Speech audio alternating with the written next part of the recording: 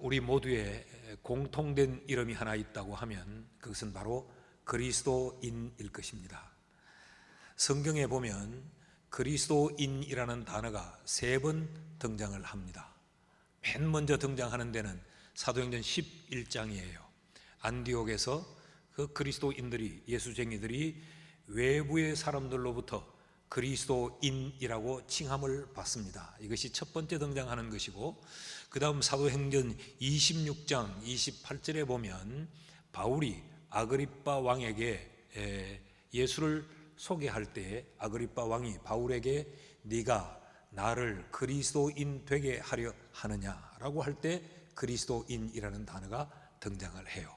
그리고 베드로전서 4장 16절에 보면 마지막 때에 그리스도인들이 고난을 받음에 대한 기록을 하고 있을 때 거기 그리스도인이라는 단어가 등장을 합니다. 이 3번 성경에 등장한 이 단어의 의미를 모아보면 단순히 예수를 믿는다고 하는 것을 뛰어넘는 깊은 의미를 담고 있습니다. 예수를 믿는 것에서 머물지 않고 그 예수를 닮는다고 하는데 강조점을 둔 것이 성경에 등장한 3번의 그리스도인이라고 하는 의미예요. 그러니까 성경에서 그리스도인이라고 하는 이 단어가 쓰여진 이 용례는 그리스도를 믿고 그리스도를 닮아가는 사람을 그리스도인이라고 불렀다는 거죠. 여러분, 믿음이라고 하는 것은 단순히 아는 것을 넘었습니다. 우리가 안다고 해서 다 믿는 것은 아니죠. 그러니까 믿음이라고 하는 것은 아는 것을 뛰어넘을 뿐만 아니라 그리스도를 닮는다고 하는 것은 그리스도에 대한 호기심, 그리스도에 대한 관심을 갖는다는 것과는 전혀 격이 다른 표현입니다. 그리스도인은 예수 그리스도를 온전히 믿고 예수 그리스도를 온전히 닮아 전폭적으로 예수를 신뢰하고 예수를 따르는 사람을 그리스도인이라고 부릅니다. 오늘 우리가 지금 함께 읽었던 이 본문은 한때 예수를 따르겠다고 나선 자들이 예수를 등지고 돌아서는 내용으로부터 시작이 되고 있습니다.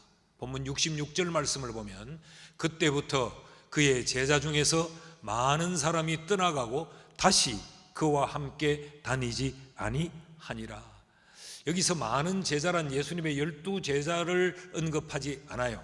예수를 따라왔던 많은 사람들을 통칭하여 일컫습니다.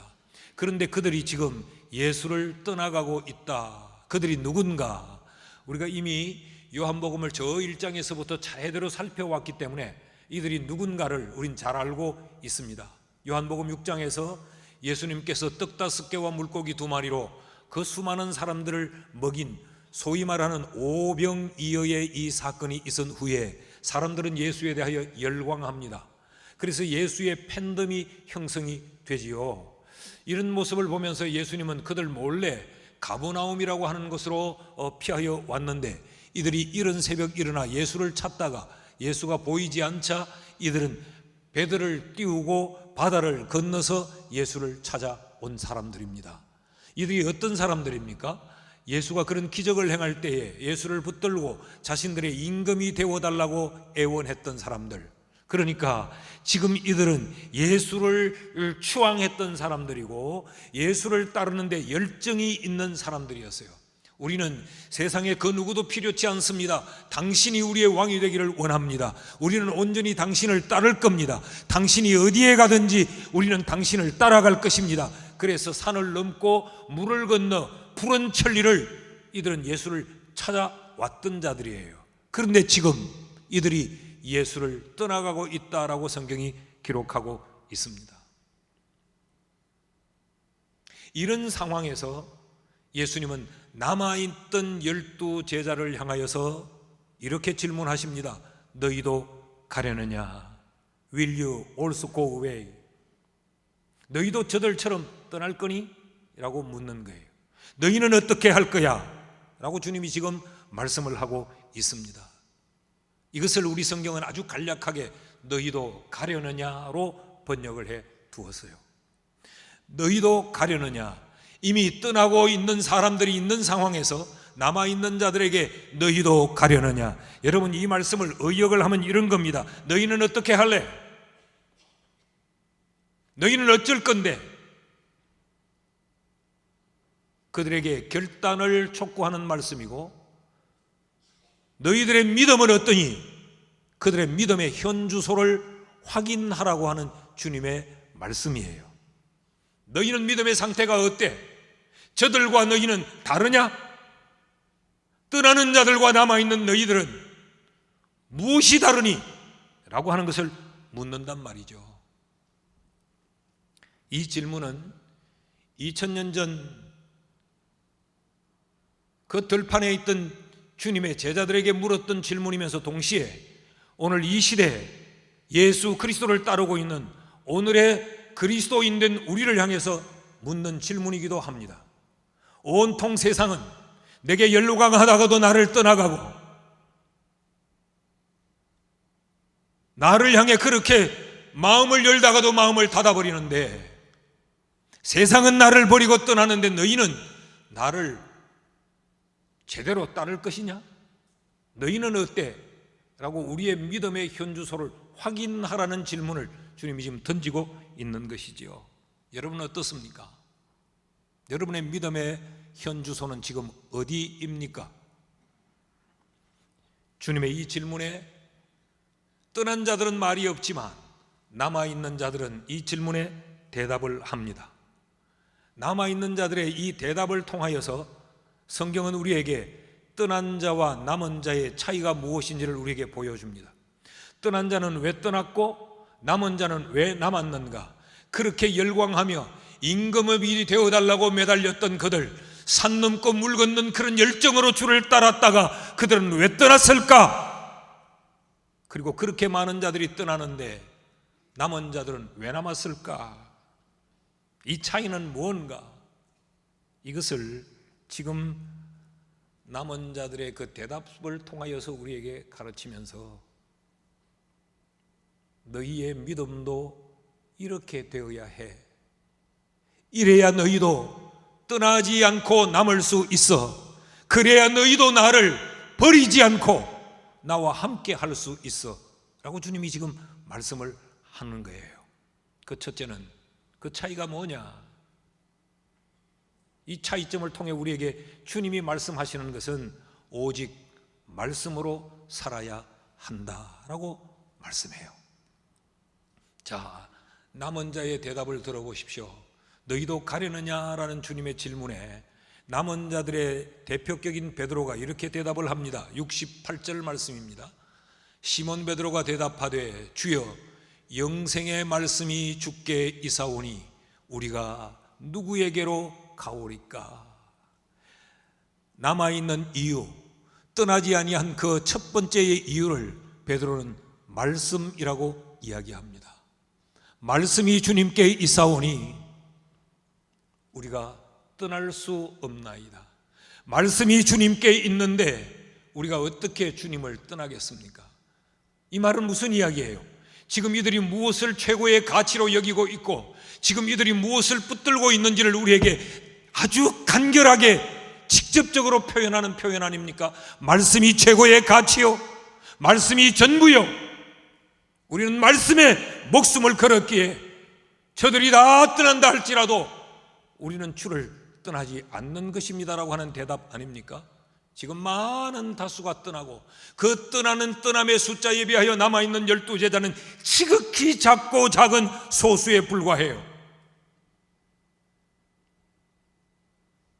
다수는 떠났지만 소수는 말씀 때문에 남는다고 이야기합니다.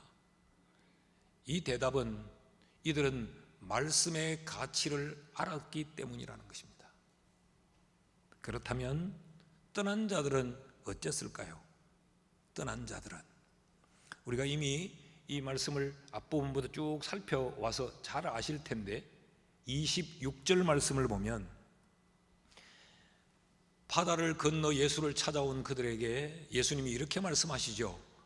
예수께서 대답하여 이르시되 내가 진실로 진실로 너희에게 이르노니 너희가 나를 찾는 것은 표적을 본 까닭이 아니요 떡을 먹고 배부른 까닭 이로다. 그들은 떡을 얻어먹고 배가 불렀기 때문에 예수를 찾아온 겁니다. 다시 말하면 떡 때문에 그들은 예수를 찾아왔어요. 예수와 함께 있으면 먹고 마실 것이 걱정이 없겠다. 예수와 함께 있으면 내가 배부를 것이다. 예수와 함께 있으면 내가 만족할 것이고 내가 기쁠 것이고 내 육체의 삶의 기쁨과 도움을 보장받을 것이라는 것 때문에 육체를 위하여 그들은 예수를 찾아왔습니다. 그때 예수님이 그들을 향하여 찬물을 끼얹는 듯한 말씀을 하시죠.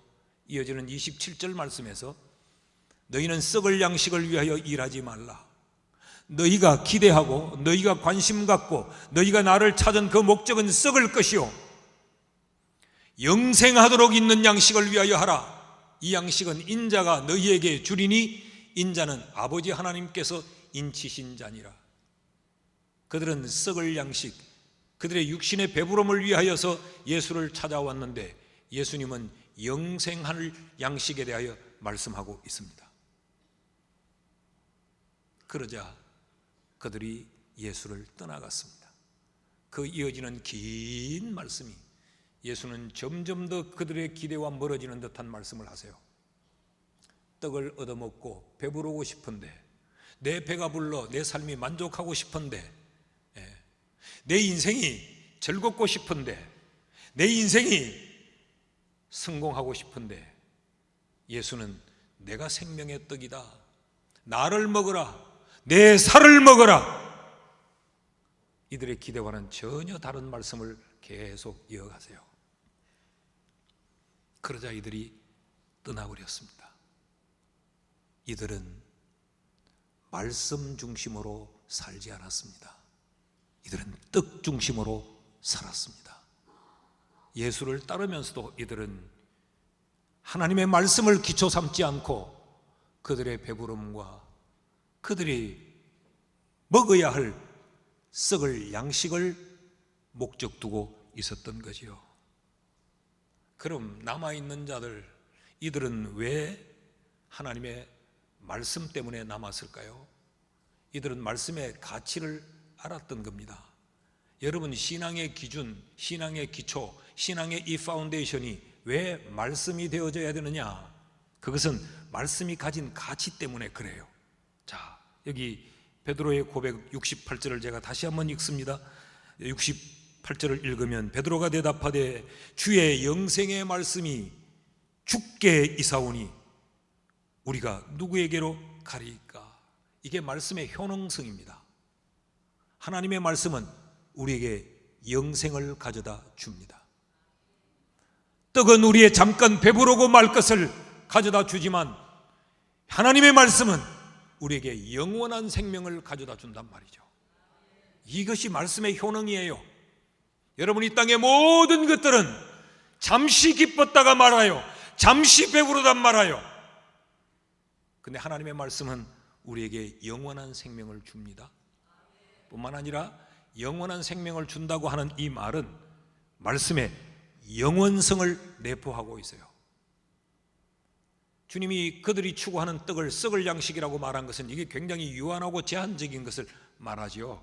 그런데 영원한 생명을 주는 이 하나님의 말씀은 영원하다는 이야기입니다. 이사야서 40장 8절 말씀을 보십시오. 풀은 마르고 꽃은 시드나 우리 하나님의 말씀은 영원히 서리라 하라. 풀의 꽃은 마르고 시든다. 아무리 영화로운 것, 아무리 가치 있는 것이라고 생각하였지만 그것들은 끝내 마르고 쇠잔하고 만다.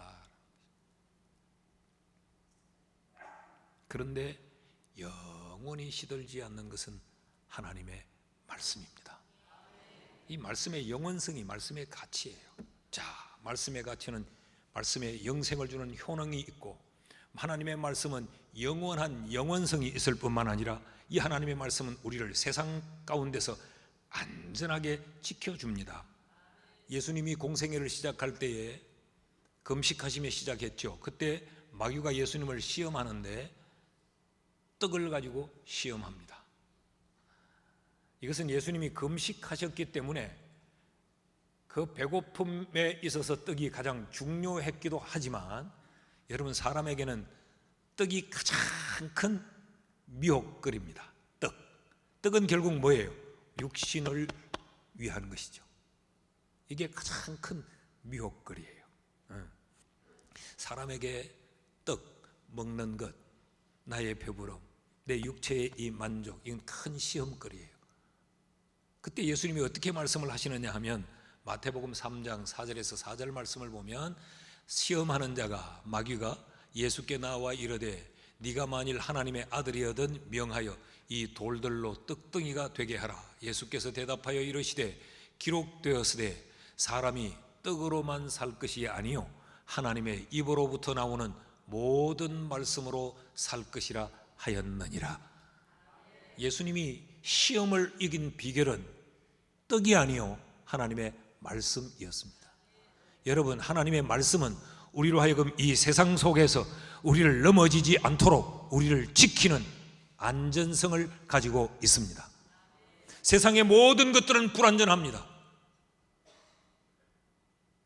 그 남자가 나를 지켜줄 것 같고 그 직장이 나를 보장해 줄 것 같지만 물질이 건강이 나를 지켜줄 것 같지만 그 어느 것 하나도 우리를 안전하게 지켜줄 수가 없어요. 하나님의 말씀만이 우리를 이 흔들리는 세상 속에서 안전하게 우리를 지켜 이기게 하십니다. 그러므로 우리는 어떻게 살아야 되느냐? 떠난 자들처럼 떡으로 살지 말고 남은 자들처럼 예수 그리스도의 말씀을 중심하여 살아야 합니다. 사랑하는 여러분, 오늘 세상도 다를 바가 없어요. 이런 세대에 우리도 모르게 물들어서 사는 우리들에게 주님은 묻습니다. 너희도 그들처럼 살 거니? 너희도 가려느냐? 라고 묻고 있습니다.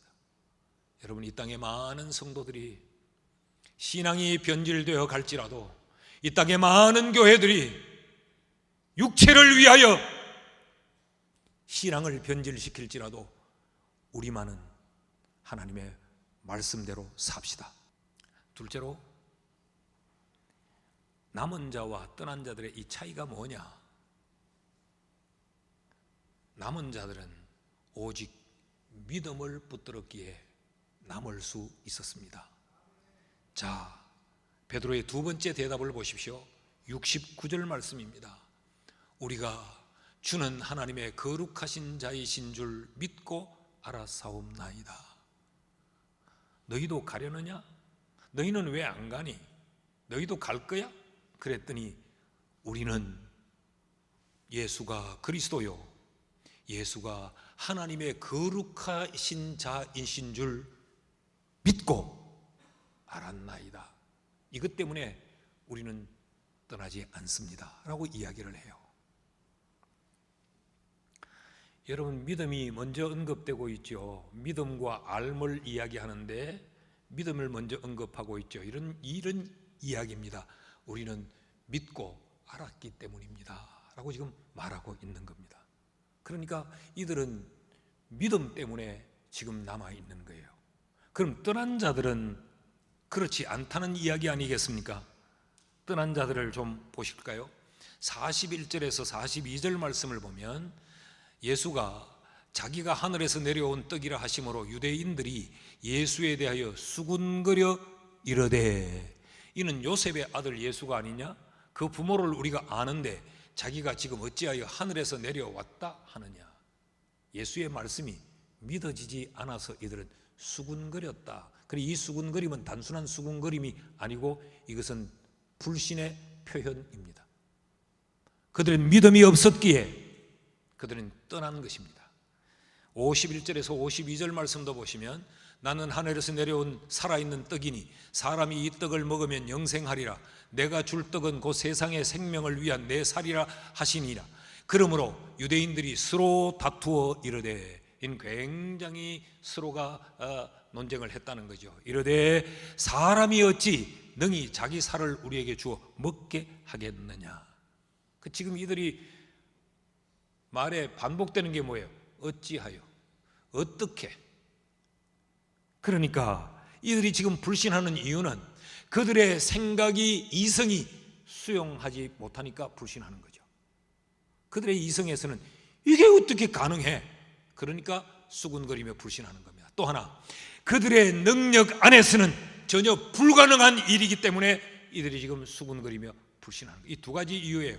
그들의 이성이 수용할 수 없기 때문이고, 그들의 능력의 한계 밖에 있는 일들이기 때문에 이들은 지금 받아들일 수 없는 것이죠.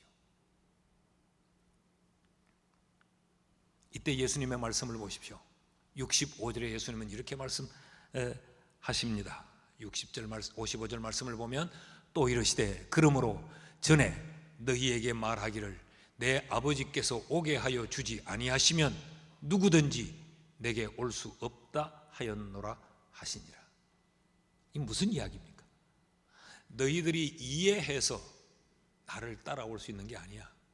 너희들이 노력해서 너희들의 능력을 발동해서 가능한 일이 아니야. 아버지께서 내게로 오라 하셔야, 너희를 불러줘야 이 일이 가능해 라고 하는 거죠. 그게 무슨 이야기입니까?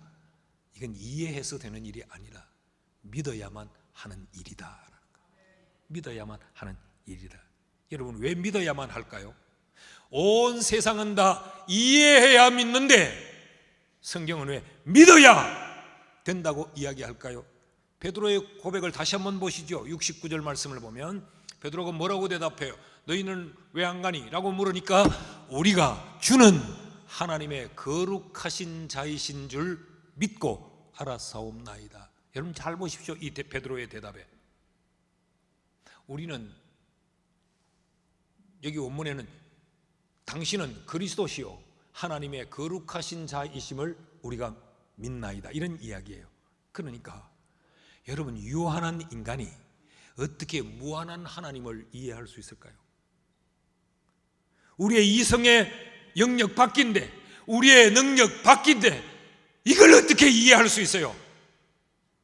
떠난 자들은 이걸 이해하려고 했다가 떠났지만 베드로와 남은 자들은 우리는 그것을 믿었기에 여기 남았다고 이야기합니다.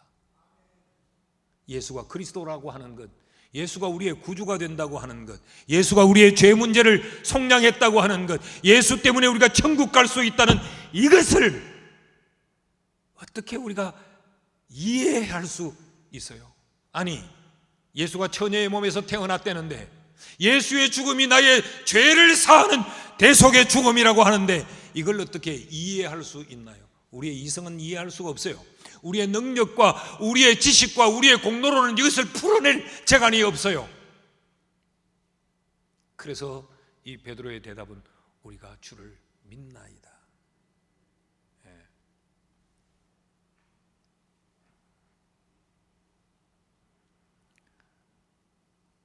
그래서 성경은 곳곳에, 아니 성경 전체가 우리에게 주 예수를 믿으라고 말했지 예수를 이해하라고 말하지 않았어요. 사도행전 16장 31절에 이르되 주 예수를 믿어라, 그리하면 너와 네 집이 구원을 받으리라. 만약에 성경이 주 예수를 이해해라, 분석해라, 논문을 쓰라 그랬으면 우리는 그 논문을 패스할 수 있을까요? 아니, 이 땅에 모든 도서관과 모든 서적을 다 뒤져도 인간의 유한한 머리에서 나온 그 연구의 결과들이 인간의 머리를 뛰어넘는 하나님에 대한 자료를 얻을 수가 있을까요?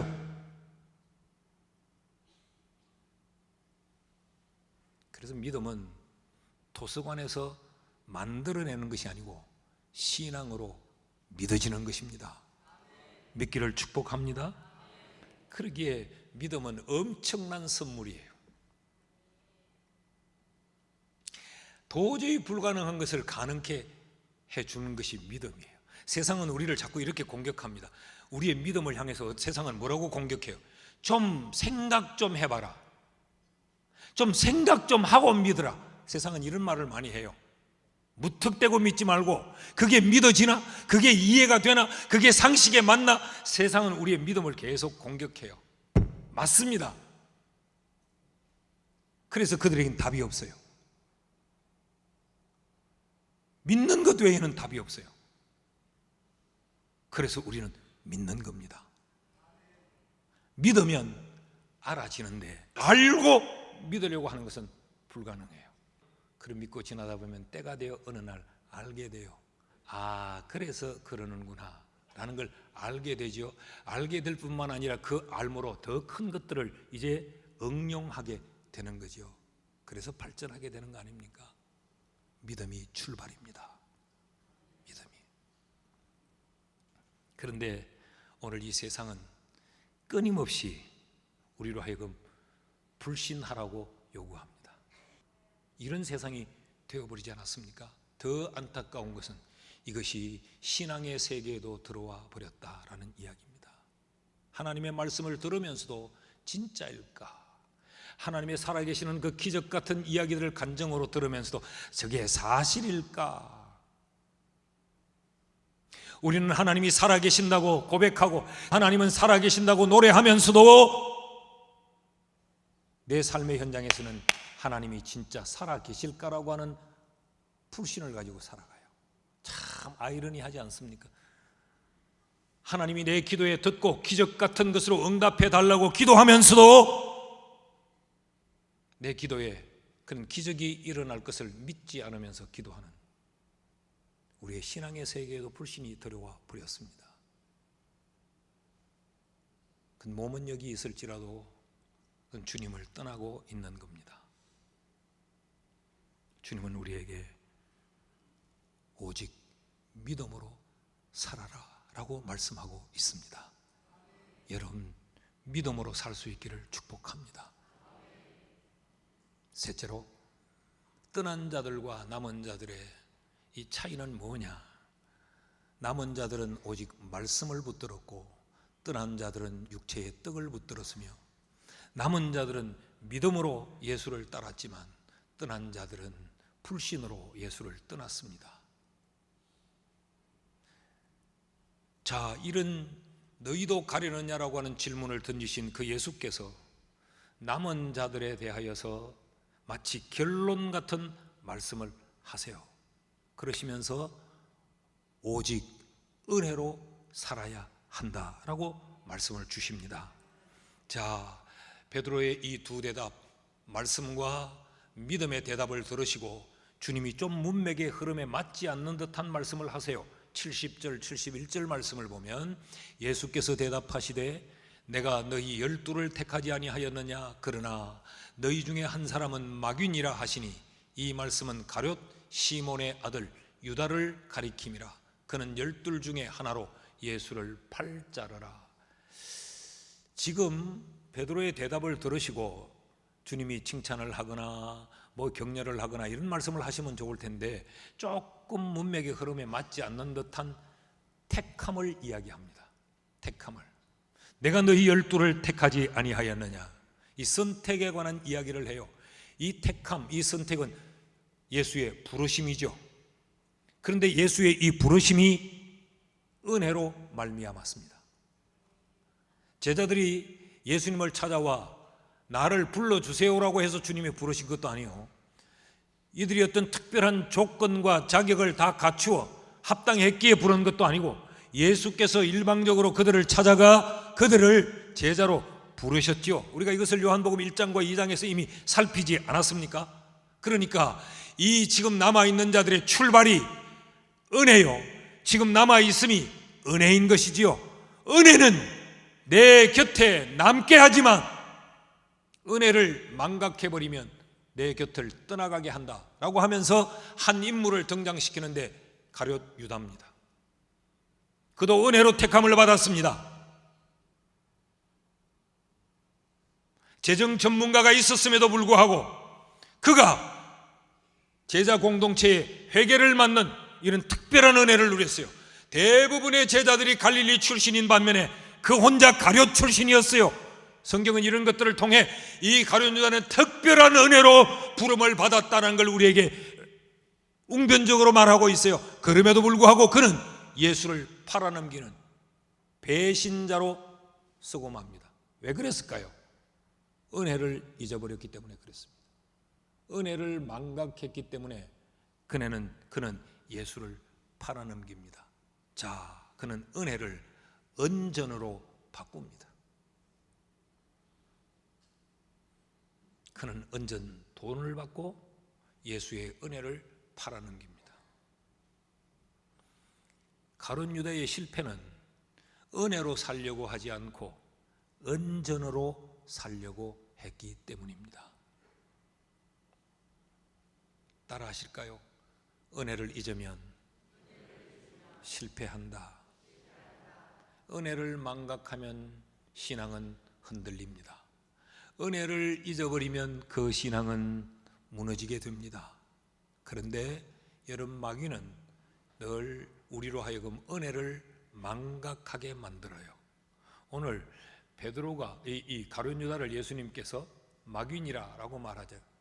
마귀가 가룟 유다의 마음에 예수 팔 생각을 넣었다, 그런 이야기예요. 그러니까 마귀는요, 우리는 늘 하나님의 은혜를 잊어라, 하나님의 은혜를 잊어라. 하나님의 은혜는 그냥 네가 잘났기 때문이고, 네가 대단하기 때문이고, 네가 잘 판단했기 때문이고, 네가 기회를 잘 얻었기 때문이고, 그래서 우리를 교만하게 만듭니다. 그래서 우리의 교만이 하나님의 은혜를 짓밟고 결국은 내가 그 교만의 덫에 걸려 넘어져 패망하게 되는 것이죠. 그래서 우리는 불신합니다. 그래서 우리는 내 손에 은전을 거머쥐고 이것을 기대어 살려고 몸부림을 칩니다. 뭐니 해도 마니가 최고다. 어느 순간에 우리의 생각에서, 우리의 삶의 현장에서 은혜가 바닥이 나버렸어요. 바짝 은혜의 강은 말라버리고 대신에 그곳에 불신의 강물이 출렁입니다. 그래서 보는 것마다 불신이요, 들리는 것마다 불신이요, 내 말하는 것이 불신이요, 생각하는 게 불신이에요. 아니, 바꾸셔야 합니다. 내가 보는 것들마다에 하나님의 은혜의 강물이 흘러가야 되고, 내가 듣는 것마다에서 하나님의 은혜의 강물이 넘실거려야 되고, 내가 말하고 내가 생각하는 것에서 늘 은혜의 강물이 출렁거려야 우리가 넘어지지 않고 승리할 수 있는 것입니다.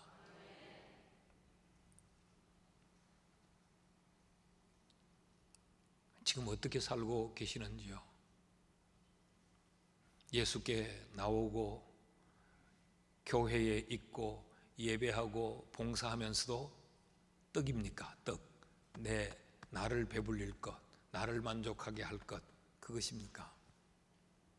사랑하는 여러분, 오늘 우리가 하나님의 은혜가 아니면 신앙의 자리에 있을 수가 없습니다. 이 가사를 또 씹어보고 또 씹어봤어요. 내가 호흡이 시작된 그 순간부터 내 호흡이 다하는 그 순간까지 나는 내게 허락된 내 인생의 길을 달려가야 될 텐데, 나의 달려갈 길 다 달릴 때까지 나로 하여금 그 십자가를 품게 하는 것, 주님을 배반하지 않고 주님을 떠나지 않고 주와 함께 한다는 것, 이게 은혜가 아니면 불가능한 거예요.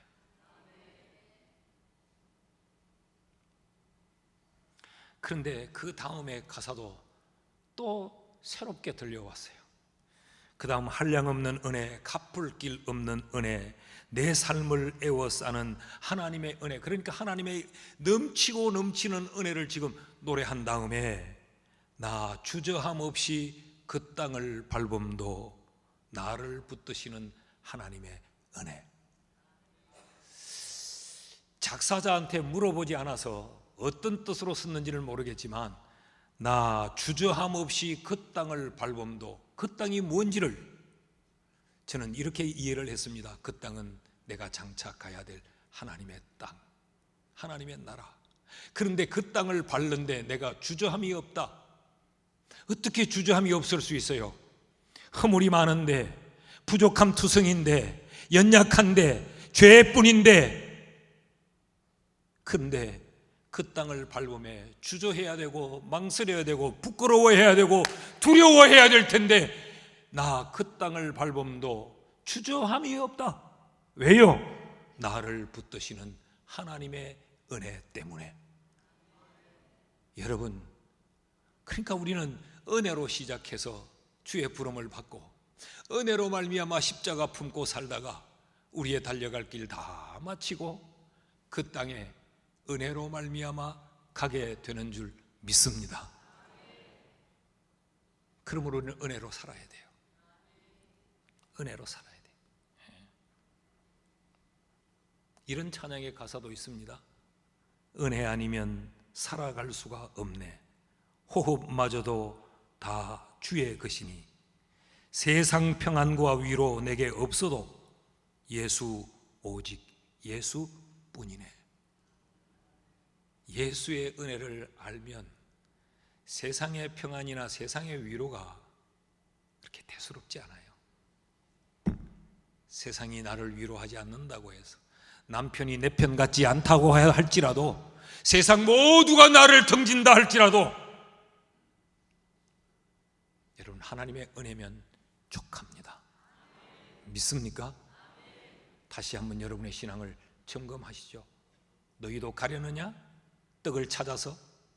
너희도 가려느냐? 불신으로? 너희도 가려느냐? 은혜 아닌 인간의 열정과 인간의 계산과 인간의 열심으로? 라고 주님이 묻는 거죠. 오늘 우리 모두가 다 하나님 은혜로 살겠습니다 라는 이 귀하고 아름다운 고백이 여러분에게 있기를 주의 이름으로 축원합니다.